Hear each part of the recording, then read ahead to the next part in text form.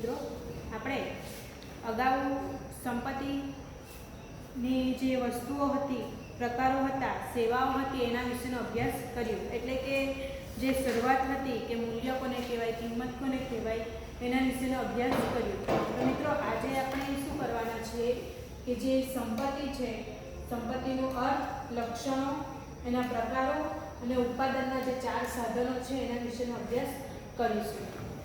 તો મિત્રો સૌપ્રથમ તો તમને થતું હશે કે સંપત્તિ એટલે શું.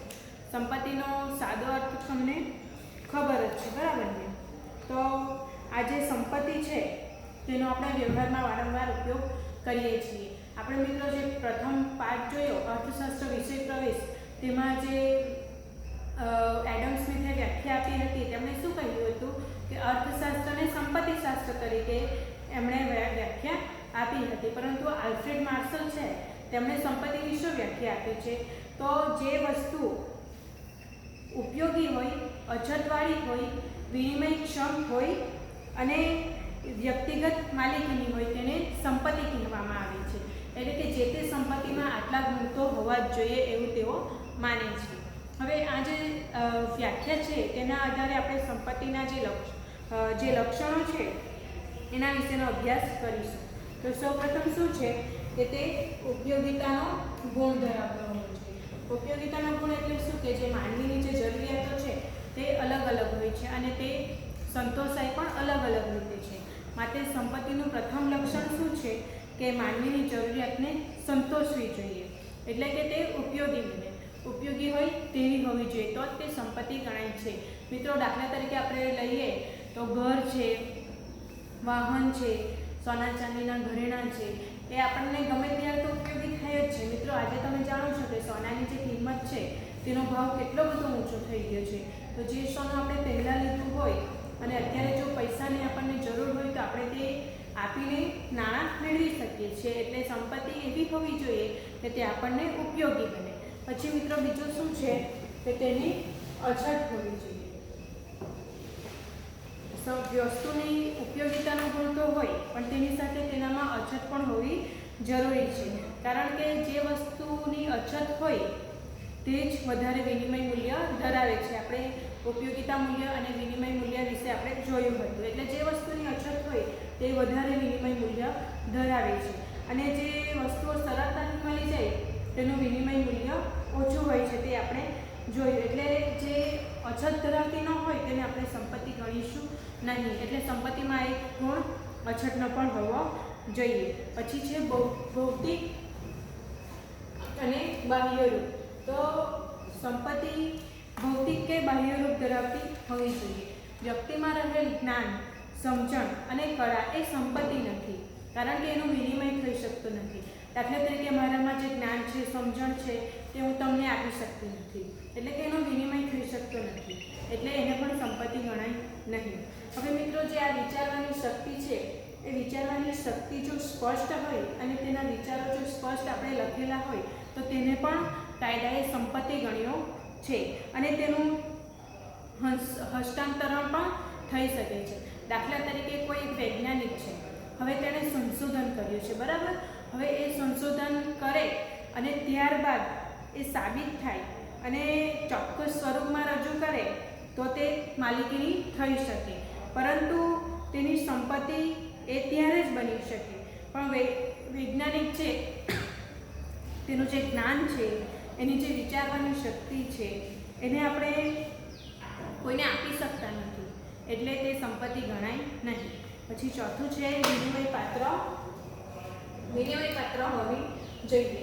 તો મિત્રો સંપત્તિનો મુખ્ય ઉદ્દેશ્ય જે છે કે સંપત્તિ એ વિનિમય પાત્ર જ હોવી જોઈએ. એટલે કે આપણે એક વસ્તુ આપીએ તો તેના બદલામાં આપણને ફરીથી કોઈ વસ્તુ કે એકમ મળવા જ જોઈએ, તો જ તે સંપત્તિ છે એવું ગણાય છે. એટલે કે સંપત્તિ વ્યક્તિની જે વર્તમાન જરૂરિયાતો છે એ તો સંતોષે જ છે, પરંતુ ભવિષ્યની જરૂરિયાતો પણ સંતોષે છે. મિત્રો આપણે ઉપયોગિતાના ગુણમાં જોયું કે મકાન, જમીન, સોના ચાંદીના ઘરેણાં. તો મકાનની જે આજે કિંમત આપણે જો ધારો કે લીધું હોય, ધારો કે 10 લાખમાં લીધું હોય તો ભવિષ્યમાં એ જ ઘરના આપણને 1 કરોડ રૂપિયા પણ મળી શકે. એટલે કે આપણે આ ઘર આપણે આપીએ તેના બદલામાં આપણને શું મળે છે? નાણાં મળે છે. એટલે આ વ્યાખ્યા શું કહે છે? સંપત્તિ વિનિમય પાત્ર હોવી જોઈએ, એટલે આપણે એક વસ્તુ આપીએ તો તેના બદલામાં આપણને બીજી વસ્તુ મળવી જોઈએ, તો જ તે સંપત્તિ ગણાય છે. ત્યારબાદ છે ટકાઉપણાનો ગુણ. તો સંપત્તિમાં ટકાઉપણાનો ગુણ પણ હોવો જોઈએ. તો જે વસ્તુઓ નાશવંત છે તેને આપણે સંપત્તિ કહીશું નહીં, કારણ કે તે લાંબા સમય સુધી ટકી શકતી નથી. દાખલા તરીકે આપણું મકાન છે એ લાંબા સમય સુધી ટકી શકે ને. જમીન છે, જમીન પર ત્યાંની ત્યાં જ રહે છે, એટલે આપણે લીધેલી વસ્તુ કોઈ દિવસ જતી નથી, એટલે એ પણ એ ટકાઉપણાનો ગુણ દર્શાવે છે. હવે મિત્રો, જે વસ્તુ નાશવંત છે તેને જો આપણે સંગ્રહ કરી રાખવો હોય અને તે સંગ્રહ રાખવા માટે જો કોઈ વસ્તુનું ઉત્પાદન થયેલું હોય તો તે પણ સંપત્તિ ગણી શકાશે એમ કહેવામાં આવ્યું છે.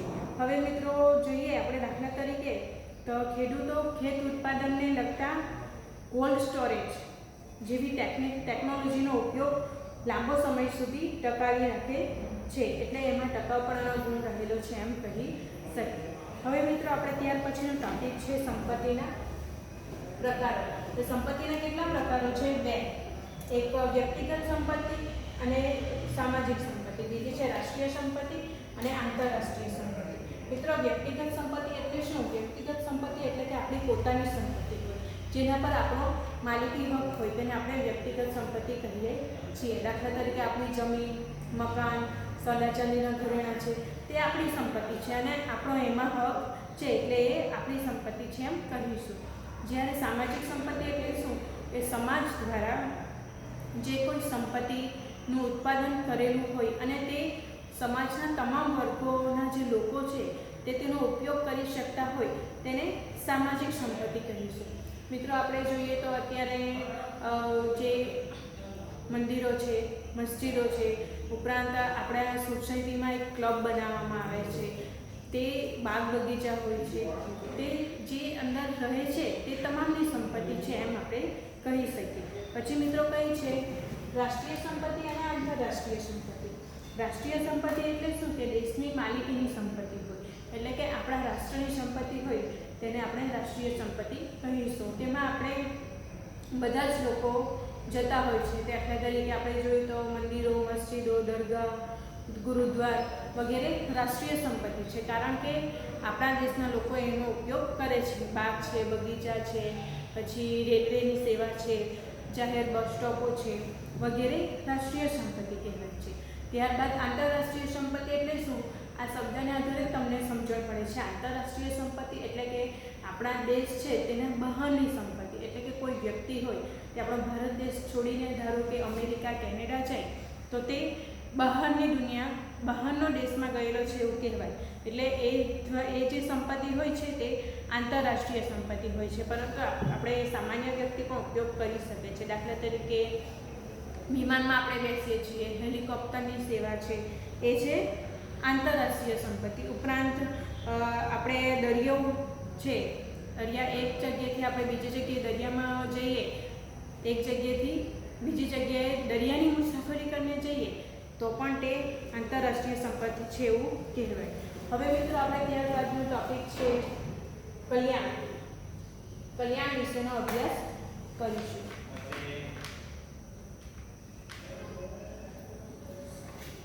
આજે કલ્યાણ છે એના વિશેનો અભ્યાસ કરીશું. મિત્રો, ટૂંકા અર્થમાં કલ્યાણ એટલે શું? તો જે આપણી સારી સ્થિતિ છે તે સ્થિતિમાં વધુ સુધારો થાય તેને આપણે કલ્યાણ કહીશું. હવે જ્યાં સુધારો થાય તે ફક્ત ટૂંકા ગાળા માટે ન રહેતા લાંબા સમય સુધી ચાલે તેને આપણે કલ્યાણ કહીશું. અને જ્યાં કલ્યાણ છે તેના 2 પ્રકાર છે, એક તો વ્યક્તિગત કલ્યાણ અને સામાજિક કલ્યાણ. તો જે વ્યક્તિગત કલ્યાણ છે એનું કરતાં આપણે સામાજિક કલ્યાણ હોય તો તેનું આપણે વધુ વિચારવું જોઈએ, જેથી તમામ લોકોને એની સેવા મળી શકે. ત્યારબાદ જે સંપત્તિ અને કલ્યાણનો જે સંબંધ છે તેના વિશે અભ્યાસ કરીશું. તો વ્યક્તિની સંપત્તિમાં વધારો થાય છે ત્યારે ઓટોમેટિક એના કલ્યાણમાં વધારો થઈ જાય છે. કેવી રીતે? તેમની સુખ સુવિધામાં વધારો થાય છે, એટલે જે પહેલાં જીવન જીવતો તેના કરતાં એ સારું અને આસાનીથી જીવન જીવી શકે છે. એટલે એની સંપત્તિમાં જો વધારો થાય તે ઓટોમેટિક એના કલ્યાણમાં પણ વધારો થઈ જાય છે. ત્યારબાદ મિત્રો આપણે જોઈએ તો આપણી દેશની જે સંપત્તિ છે તેમાં વધારો થાય તો પૂરા દેશને એનો લાભ મળે છે, એટલે પૂરા દેશને પણ એ સંપત્તિ કામ આવે છે, એટલે લોકોનું પણ એમાં કલ્યાણ વધી જાય છે. પણ વ્યક્તિ માટે જે બાબત સાચી હોય કે દેશ માટે સાચી હોય કે ન પણ હોય એ આપણે ચોક્કસપણે કહી શકતા નથી. આમ તો સંપત્તિ અને કલ્યાણનો સંબંધ. ત્યારબાદ મિત્રો આપણે જોઈએ ઉત્પાદનના સાધનો. ઉત્પાદનના સાધનોમાં જોઈએ તો માણસની જે જરૂરિયાતો હોય છે તે અમર્યાદિત હોય છે. હવે આપણે જે ઉત્પાદન કરીએ છીએ તે બધી વખત આપણી જરૂરિયાતો સંતોષે એવું જરૂરી બનતું નથી. મિત્રો, માનવીની જરૂરિયાતો સંતોષી શકે તે રીતે વસ્તુ કે સેવા ઉપયોગી સ્વરૂપ આપવામાં આવે તેને જ આપણે જોઈએ તો તુષ્ટિગુણનું સર્જન કરવાની પ્રક્રિયા છે એમ આપણે કહી શકીએ છીએ. દાખલા તરીકે હવે આપણે આસપાસની બાજુમાં જોઈએ તો જંગલો કેટલા બધા આવેલા છે. જંગલોનો જ્યારે આપણે કાપીએ છીએ, કાપ્યા બાદ આપણે એનું જે લાકડું છે તેનો આપણે વિવિધ રીતે ઉપયોગ કરી શકીએ છીએ. દાખલા તરીકે ખુરશી બનાવી શકીએ, બેન્ચ બનાવી શકીએ, આ ટેબલ બનાવી શકીએ, ઉપરાંત ફર્નિચર જાત જાતનું બનાવી શકીએ. આ જે બધી વસ્તુ છે તે આપણે બનાવી શકીએ છીએ અને તેનો આપણે ઉપયોગ કરી શકીએ છીએ. એટલે કે તેમાં જોઈએ તો આ પ્રક્રિયા જે થાય છે તે ઉત્પાદન પ્રક્રિયા છે એમ કહેવામાં આવે છે. હવે મિત્રો, ઉત્પાદનના કેટલા સાધનો છે? 4. તમને ખબર જ છે કે મૂડી, શ્રમ, નિયોજન, શક્તિ, ભૂમિ. આ 4 સાધનો છે, તો તેનો આપણે અભ્યાસ કરીશું. તો મિત્રો, પ્રથમ શું છે? ભૂમિ. ભૂમિ કોને કહેવામાં આવે છે? તો તમને થતું હશે કે આપણે જેના પર રહીએ ઘર બાંધીને તેને ભૂમિ કહેવામાં આવે છે. આ આપણી સરળ વ્યાખ્યા છે, પરંતુ અર્થશાસ્ત્ર શું કહે છે? અર્થશાસ્ત્ર એ કહે છે કે જમીનનો જે અર્થ છે તે વિસ્તૃત કરે છે. આ માટે પ્રોફેસર માર્શલે ભૂમિની જે વ્યાખ્યા આપી છે તે જણાવું છું કે આપણે જોઈએ તો ઉત્પાદનમાં મદદરૂપ થતા પરિબળો એ જમીન છે, એટલે કે હવા, પાણી, સૂર્યપ્રકાશ, આબોહવા, સમૂહ એટલે જમીન. એટલે કે આ બધા ભેગા મળીને જે બને છે તે જમીન કહે છે. પરંતુ આપણે એ વિચારીએ છીએ કે પૃથ્વીની ઉપરની સપાટી જેના પર માનવી વસવાટ કરે છે તેને આપણે જમીન કહીએ છીએ. પરંતુ માર્શલે આ રીતની અર્થશાસ્ત્રની રીતે વ્યાખ્યા જણાવી છે. હવે મિત્રો, આ જે ઉત્પાદનમાં જે મદદરૂપ થાય તેમાં ખનિજ, પાણી, પર્વત, ગરમી, તાપમાન વગેરે જમીનના છે તે મહત્વના લક્ષણો છે. તો મિત્રો, હવે આપણે જોઈએ કે જમીનના લક્ષણો કયા છે. આ લક્ષણો તેમાં પહેલું છે કુદરતી બક્ષિસ. જમીન મિત્રો એક કુદરતી બક્ષિસ છે, તે આપણા દ્વારા નથી આપવામાં આવ્યું, એ કુદરત દ્વારા આપવામાં આવી છે. હવે જ્યારે કુદરત દ્વારા આપવામાં આવી ત્યારબાદ લોકોએ જમીન લીધી, ઉત્પાદન કર્યું અને પોતાની કરી, એટલે કે આ જે છે તે કુદરતી બક્ષિસ છે. પછી બીજું શું છે? એનો પુરવઠો સ્થિર છે, એટલે કે જમીનનો જે કુલ પુરવઠો છે તે સ્થિર છે. જમીન આટલી છે તો કોઈ દિવસ આટલી નથી થઈ જતી અને આટલી છે તેમાંથી આટલી નથી થઈ જતી. જમીનનો પુરવઠો સ્થિર છે, એટલે કે એક જગ્યાથી બીજી જગ્યાએ જઈ શકતી નથી. ત્યારબાદ શું છે? તો અગતિશીલ. તો જમીનની ભૌગોલિક રીતે જમીન જે છે તે ભૌગોલિક રીતે અગતિશીલ છે.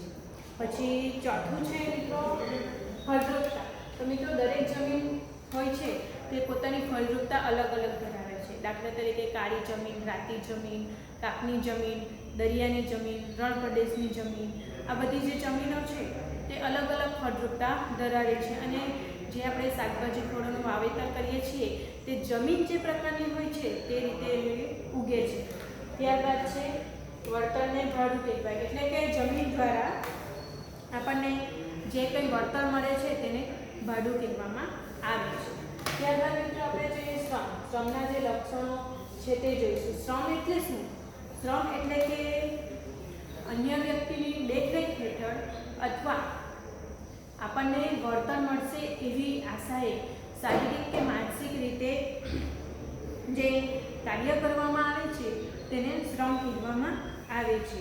તો ઘણા અર્થશાસ્ત્રીઓ એવું માને છે કે ઉત્પાદનના જે મૂળભૂત ખ્યાલો છે તે 2 જ છે, એટલે કે કુદરતી પરિબળો એટલે જમીન અને માનવી એટલે કે શ્રમ એવું કહે છે. હવે ઉત્પાદનના અગત્યના સાધન તરીકે એના જે લક્ષણો આપ્યા છે તેના વિશે જ અભ્યાસ કરીશું. તો શું છે? પહેલું અવિભાજ્ય. શ્રમ અને શ્રમિક શું છે? બંને અવિભાજ્ય છે. શ્રમ એટલે કે જે કામ કરે છે તે, અને શ્રમ એટલે કે આપણે જે વર્તનની અપેક્ષાએ જે કરીએ છીએ તે, અને શ્રમિક એટલે કે જે કામ કરે છે તે. એટલે જે શ્રમ અને શ્રમિક છે તે બંને અલગ છે. પછી નાશવંત છે. શ્રમ એ નાશવંત છે, ટકાઉ નથી. એટલે કે શ્રમને આપણે સંગ્રહ કરી શકતા નથી. જે તે સમયે શ્રમ પૂરું થાય છે એટલે કે શ્રમ નાશવંત છે. ત્યારબાદ શું છે? કે ગતિશીલતા. અને સામાજિક માનસિક કારણો ગતિશીલતાને અસર કરે છે. પછી ચોથું છે કાર્યક્ષમતા. તો મિત્રો, દરેક શ્રમિકની કાર્યક્ષમતા જુદી જુદી હોય છે. બધા જ વ્યક્તિ સરખી કાર્યક્ષમતા ધરાવતું નથી. એટલે કે જે વ્યક્તિ ઓછી ઉંમરની હોય તે સારું કામ કરી શકે છે, પરંતુ જો વધુ ઉંમરની હોય તો તે વ્યક્તિને કામ કરતા વાર લાગે ને. આપણે પણ જોઈએ છીએ કે ખેતરમાં જ્યારે ખેતમજૂરો આવે છે ત્યારે જે જુવાનિયાઓ હોય છે તે ફટાફટ કરી દે છે, પરંતુ જે વૃદ્ધો હોય છે તેમને કામ કરતા વાર લાગે છે. એટલે કે અને જે શ્રમિકની જે કાર્યક્ષમતા છે તે અલગ અલગ છે. ત્યારબાદ છે વસ્તી પર આધાર. તો શ્રમના પુરવઠાનો આધાર તે વસ્તી પર છે. છઠ્ઠું છે વર્તનને વેતન. તો શ્રમિક છે તેમને પોતાના વળતર બદલ જે ચૂકવવામાં આવે છે તેને વેતન કહેવામાં આવે છે. ત્યારબાદ મિત્રો આપણે જોઈએ મૂડી. મૂડી એટલે શું? તો મિત્રો, આધુનિક જે ઉત્પાદન પ્રક્રિયા થાય છે તેમાં મૂડી છે તે અગત્યનું સાધન છે. આ જે મૂડી છે તે માનવ સર્જિત સાધન છે. એટલે કે એ માનવ દ્વારા એ બનાવવામાં આવ્યું છે. જ્યારે આ ભૂમિ અને શ્રમ છે તે કુદરતી બક્ષિસ છે, એટલે કે એ કુદરતનું સર્જન છે. જ્યારે મૂડી એ માનવ સર્જિત સાધન છે. મિત્રો, મૂડી જો ન હોય તો કોઈ પણ વ્યક્તિ કોઈ પણ કાર્ય કરી શકતું નથી. મિત્રો, આપણે જાણીએ છીએ કે મુકેશ અંબાણી છે, મોટા મોટા ઇન્ડસ્ટ્રીઝ છે, એ લોકો થોડી મૂડી હતી અને ધીમે ધીમે પોતાનો વ્યવસાય આગળ વધાર્યો અને આજે તેઓ ટોચ પર પહોંચી ગયા છે. એટલે મૂડી જે છે તે ધંધા વ્યવસાય માટે ખૂબ અગત્યનું સાધન છે. થોડી ઘણી મૂડીમાં પણ જો વ્યક્તિ પોતાની બુદ્ધિશક્તિ લગાવતો હોય તો એ સારું ઉત્પાદન કરી શકે છે. એટલે મૂડી એક ખાસ ઉપયોગી સાધન છે. મિત્રો, હવે આપણે દાખલા તરીકે જોઈએ તો ટ્રેક્ટરનું ઉત્પાદન થયું અને ખેતી ઉત્પાદનમાં એ કામ લે છે. હવે મિત્રો, જે વ્યક્તિ ખેતી કરે છે, ખેડૂત જે પહેલાં બળદથી પોતાનું ખેતર ખેડતો હતો, પરંતુ આજે આધુનિક સમયમાં ટ્રેક્ટર આવી ગયા છે. પરંતુ જે વ્યક્તિ પાસે પૈસા નથી, મૂડી નથી, તો તે પોતાનું ખેતર હજુ પણ બળદગાડાથી જ ખેડે છે. જ્યારે જે ખેડૂતો મૂડી સારી રીતે કરી શક્યા તેઓ ટ્રેક્ટરનો ઉપયોગ કરે છે. એટલે મૂડી ધંધા માટે ખૂબ અગત્યનું સાધન છે. હવે મૂડીના લક્ષણો જોઈએ તો એ માનવ સર્જિત છે. એનું ઉત્પાદન છે તે માનવ સર્જિત છે. ગતિશીલ. તો આ જે મૂડી છે તે સૌથી ગતિશીલ ઉત્પાદનનું સાધન છે. અછત ધરાવતું સાધન છે. જો મિત્રો, મૂડીની જો અછત હોય તો ધંધો ડૂબી પણ જાય. મિત્રો, તમે જાણો છો કે અમિતાભ બચ્ચને પણ એક ધંધો શરૂ કર્યો હતો, પરંતુ એમને જોઈએ તેવા પરિણામો ન મળતા તે ડૂબી ગયો હતો. ઉપરાંત જે અછત હોય તે અછતના કારણે પણ ધંધો સારી રીતે ચાલી શકતો નથી. ત્યારબાદ મૂડીનું જે વળતર મળે છે તેને વ્યાજ તરીકે ઓળખવામાં આવે છે. ત્યારબાદ મિત્રો આપણે જોઈએ નિયોજક. નિયોજક એ ઉત્પાદનના સાધનોનું સંયોજન કરનાર નિયોજક છે. જો કે વ્યવસ્થાપક અને નિયોજક વચ્ચે તફાવત છે. વ્યવસ્થાપક વેતન પ્રાપ્ત કરનાર કર્મચારી છે જે સાધનની વહેંચણી કરે છે. નિયોજક સ્વતંત્રપણે જોખમ ઉઠાવે છે અને તે સાધનોને નિશ્ચિત વળતર આપે છે. પરંતુ જે આ નિયોજક છે તેને વેતન મળશે જ, પૈસા મળશે જ એવું જરૂરી હોતું નથી. હવે મિત્રો, એના લક્ષણ જોઈએ તો આર્થિક નિર્ણયો. આર્થિક નિર્ણયો એટલે શું? કે જ્યારે નિયોજક હોય છે, જ્યારે એણે નિર્ણયો લેવાના હોય છે ત્યારે એ પૈસા બાજુ જોતો નથી, અને જે એને અગત્યના નિર્ણયો લાગે તો તે એ તરત લઈ લે છે. એટલે કે એ આર્થિક નિર્ણયો લે છે. ત્યારબાદ મિત્રો જોઈએ તો તે જોખમ ઉઠાવે છે. તો નિયોજક જે જોખમ ઉઠાવે છે એમાં એ શું કરે છે કે આપણે જોઈએ તો શેર માર્કેટ છે, શેર માર્કેટમાં પૈસા રોકે છે, ડિબેન્ચર છે, એવુંમાં જે પૈસા રોકાણ કરવામાં આવે છે એમાં મિત્રો જરૂરી નથી હોતું કે આપણને પૈસા મળશે જ. કેટલીક વાર ખોટ પણ જાય છે. જ્યારે શેરના ભાવ ઓછા હોય ત્યારે એમને લોસ જાય છે, પરંતુ જ્યારે શેરના ભાવ વધે અને તેઓ શેર વેચે ત્યારે તેમને સારી એવી કમાણી તેઓ કરી શકે છે. એટલે કે એ લોકો જોખમ ઉઠાવે છે. ત્યારબાદ ગુણ, તો નિયોજન શક્તિનો એનામાં ગુણ રહેલો છે. જે વ્યક્તિ જોખમ ઉઠાવવા તૈયાર હોય તે જ આ કામ કરી શકે છે, એટલે તેનામાં નિયોજકનો ગુણ છે. ત્યારબાદ આપણે જોઈએ તો એના વળતર છે તેને નફો કહેવામાં આવે છે. મિત્રો આ નિયોજક છે તેને બધી જ વાર નફો થાય એવું જરૂરી નથી હોતું, પરંતુ જ્યારે થાય છે ત્યારે એમને સારો એવો નફો એ મેળવી લે છે. હવે આ જે નફો મેળવે છે તેને તેનું જે વળતર મળે છે તેને નફો કહેવામાં આવે છે. મિત્રો આ જે ભૂમિ, શ્રમ, મૂડી અને નિયોજક છે તેના વળતરને ભૂમિનું વળતર ભાડું કહેવાય, શ્રમનું વેતન, મૂડીનું વેતન અને નિયોજકનો નફો. તો મિત્રો આ કદાચ 1 માર્કમાં પણ આવી શકવાની સંભાવના ખરી, એટલે ખાસ આ યાદ રાખવું જરૂરી છે. તો મિત્રો આજે આપણે શું શું જોયું? તો સંપત્તિનો અર્થ અને એના લક્ષણો, પછી કલ્યાણ વિશે જોયું, કલ્યાણની વ્યાખ્યા આપણે સમજી, પછી સંપત્તિના જે 2 પ્રકારો છે એના વિશે જોયું, ઉત્પાદનના સાધનો જે 4 સાધનો છે એના જે લક્ષણો છે એના વિશે આપણે વિગતવાર ચર્ચા કરી. મિત્રો આજનું તમારું ગૃહ કાર્ય છે કે આ જે સંપત્તિ છે, સંપત્તિના કેટલા પ્રકારો છે? 2 પ્રકારો મેં તમને સમજાવ્યા. તો તેમાં જે સંપત્તિના 2 પ્રકારો છે તેમાં કઈ કઈ વધુ સંપત્તિનો સમાવેશ થાય છે તે તમારે જાણી લેવાનું.